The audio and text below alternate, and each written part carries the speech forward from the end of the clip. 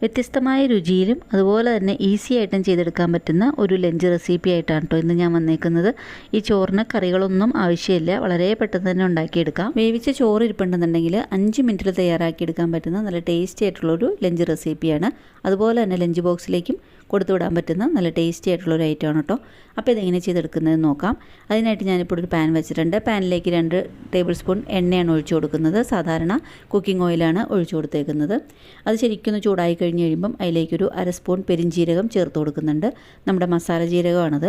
മസാല ജീരകം ചേർത്ത് കൊടുക്കുന്നുണ്ട്. ആ ജീരകം ശരിക്കൊന്ന് പൊട്ടിക്കഴിഞ്ഞ് കഴിയുമ്പം അതിലേക്ക് ഞാൻ 2 ഏലക്ക ചതച്ചതാണ് ചേർത്ത് കൊടുക്കുന്നത്.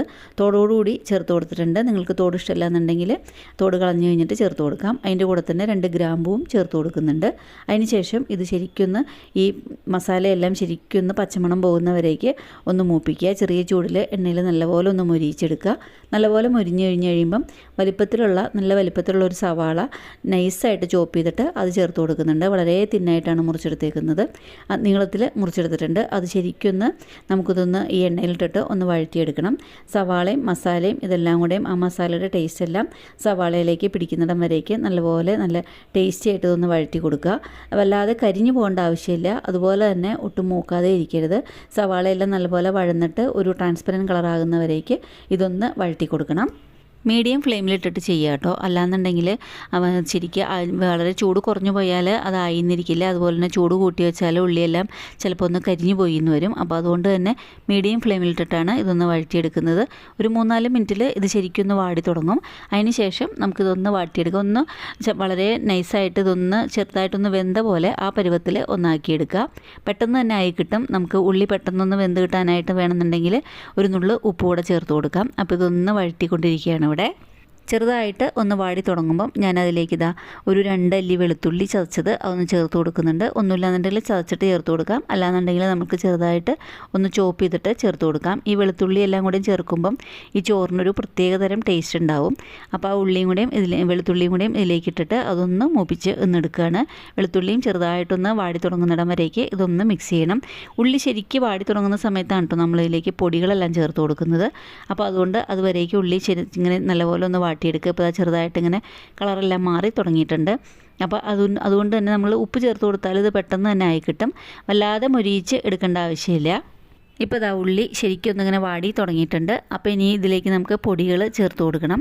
അപ്പോൾ ഇതിലേക്ക് കുറച്ച് പൊടികൾ മാത്രം ഇത് ആവശ്യമുള്ളൂ ഈ ചോറുണ്ടാക്കിയെടുക്കാനായിട്ട്. അപ്പോൾ അതുകൊണ്ട് ഞാനിപ്പോൾ ഇവിടെ ഇതിലേക്ക് ആദ്യം ചേർത്ത് കൊടുക്കുന്നത് 1 സ്പൂൺ മുളക് പൊടിയാണ്. ചെറിയൊരു സ്പൂൺ മുളക് പൊടി ചേർത്ത് കൊടുക്കുന്നുണ്ട്. അതിന് ശേഷം നമ്മൾക്കിതിലേക്ക് കുറച്ച് കുരുമുളക് പൊടി കൂടെ ചേർത്ത് കൊടുക്കാം. അപ്പോൾ ഇത് എരിവ് കുറവ് മതി എന്നുള്ളവർക്ക് ഈ പൊടികൾ അതിനനുസരിച്ചിട്ട് ഇഷ്ടത്തിനനുസരിച്ച് ചേർത്ത് കൊടുക്കുക കേട്ടോ. പിന്നെ കളറിന് വേണ്ടിയിട്ട് കുറച്ച് മഞ്ഞൾപ്പൊടി ചേർത്ത് കൊടുക്കുന്നുണ്ട്. അതുപോലെ തന്നെ 1 സ്പൂൺ ഗരം മസാലയും കൂടെയും ചേർത്ത് കൊടുക്കുന്നുണ്ട്. ഈ പൊടികൾ ഇതെല്ലാം ചേർത്ത് കൊടുത്തു കഴിഞ്ഞിട്ട് നമുക്ക് പൊടികളുടെ പച്ചമണം പോകുന്നവരേക്ക് ഇതൊന്ന് ശരിക്കും ഇനി ഒന്നും കൂടെ ഒന്ന് മൂപ്പിക്കണം. അപ്പോൾ ഉള്ളിയുടെ കൂടെ ഇട്ടിട്ട് ഉള്ളിലേക്ക് ശരിക്കും മസാലയെല്ലാം ശരിക്കും പിടിച്ച് കിട്ടും. അപ്പോൾ അതുകൊണ്ട് ഇതൊന്ന് ശരിക്കും ഒന്ന് മൂപ്പിച്ചെടുക്കുക. പൊടികൾ പച്ചമണം എല്ലാം മാറി വരുന്ന സമയത്ത് നമുക്കിതിലേക്ക് കുറച്ച് വെള്ളം ചേർത്ത് കൊടുക്കണം കേട്ടോ. അപ്പോൾ ഈ വെള്ളം ചേർക്കുമ്പോഴാണ് നമ്മളിതിലേക്ക് ചോറ് ചേർക്കുമ്പം അത് ശരിക്കും ഈ പൊടികളും മസാല ടേസ്റ്റ് എല്ലാം ചോറിലേക്ക് ശരിക്കും പിടിക്കുകയുള്ളൂ. അപ്പോൾ അതിന് വേണ്ടിയിട്ട് ഒരു 1/4 കപ്പോളം വെള്ളം മാത്രം ഈ വഴറ്റിയിരിക്കുന്ന ഉള്ളിയിലേക്ക് ചേർത്ത് കൊടുക്കുന്നുണ്ട്. വളരെ കുറഞ്ഞ അളവിൽ മാത്രം വെള്ളം ചേർത്ത് കൊടുക്കുന്നുണ്ട്. ആ വെള്ളം ചേർത്ത് കൊടുത്തു കഴിഞ്ഞിട്ട് ശരിക്കും ഒന്ന് മിക്സ് ചെയ്ത് കൊടുക്കുക. അപ്പോൾ ഈ പൊടികൾ ഇതെല്ലാം ശരിക്കും ഉള്ളിയിൽ എല്ലായിടത്തേക്കും ശരിക്കും ഒന്ന് പിടിച്ച് കിട്ടും. അതുപോലെ തന്നെ നമ്മൾ ഇതിലേക്ക് ഏത് ഇൻഗ്രീഡിയൻ്റ് ആണോ ചേർക്കുന്നത് അതിലേക്കും ഈ മസാലകളെല്ലാം പെട്ടെന്ന് പിടിക്കാനായിട്ട് കുറച്ച് വെള്ളം ചേർത്ത് കൊടുക്കുന്നത് ഹെൽപ്പ് ചെയ്യും. അപ്പോൾ അതായത് വെള്ളം കൂടെ ചേർത്ത് കൊടുത്തു കഴിഞ്ഞിട്ട് അത് ആദ്യം പെട്ടെന്ന് തന്നെ വറ്റിപ്പോയി. അപ്പോൾ അതുകൊണ്ട് തന്നെ രണ്ടാമതും ഒരു 1/4 കപ്പിൽ താഴെ അളവിൽ മാത്രമാണ് വെള്ളം ചേർത്ത് കൊടുക്കുന്നത്. അതിനുശേഷം ഇതൊന്ന് ശരിക്കൊന്ന് മിക്സ് ചെയ്ത് യോജിപ്പിച്ച് വയ്ക്കണം. ഉപ്പ് കുറവുണ്ടെന്നുണ്ടെങ്കിൽ ഈ സമയത്ത് നമുക്ക് കുറച്ചും കൂടെയും ഉപ്പും ചേർത്ത് കൊടുക്കാം കേട്ടോ.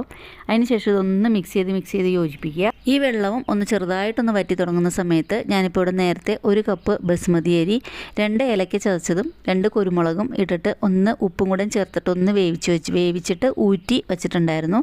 അപ്പോൾ ആ 1 കപ്പ് ചോറ് ഇതിലേക്ക് ചേർത്ത് കൊടുക്കുന്നുണ്ട്. ഈ ചോറിലും ഉപ്പും എല്ലാം ഇട്ട് വേവിച്ചതാണ്. അതുപോലെ തന്നെ 2 ഏലക്ക ചതച്ചതും ഇട്ടിട്ടുണ്ടായിരുന്നു. അതുപോലെ തന്നെ ഇതിലേക്ക് ഒരു 2-3 കുരുമുളകും കൂടെയും ചേർത്തിട്ട് വേവിച്ചിട്ടുണ്ടായിരുന്നു. അപ്പോൾ ഈ ചോറ് ഇതിലേക്ക് ഊറ്റി വെച്ചിരുന്നതാണ്, നേരത്തെ ഊറ്റി വെച്ചിരുന്നതാണ്. ഈ ചോറ് നമ്മൾക്ക് നേരത്തെ തയ്യാറാക്കി വെച്ചാൽ നമ്മൾക്ക് വളരെ പെട്ടെന്ന് തയ്യാറാക്കി എടുക്കാൻ പറ്റുന്ന ഒരു ലഞ്ച് റെസിപ്പിയാണ് കേട്ടോ. പ്രത്യേകിച്ച് കറികളുടെ ആവശ്യമൊന്നുമില്ല, നല്ല ടേസ്റ്റി ആയിട്ടുള്ള ലഞ്ചാണ്. വേണമെന്നുണ്ടെങ്കിൽ നിങ്ങൾക്ക് കുറച്ച് മോര് മാത്രം കൂട്ടിയിട്ടാണെന്നുണ്ടെങ്കിലും കഴിക്കാം.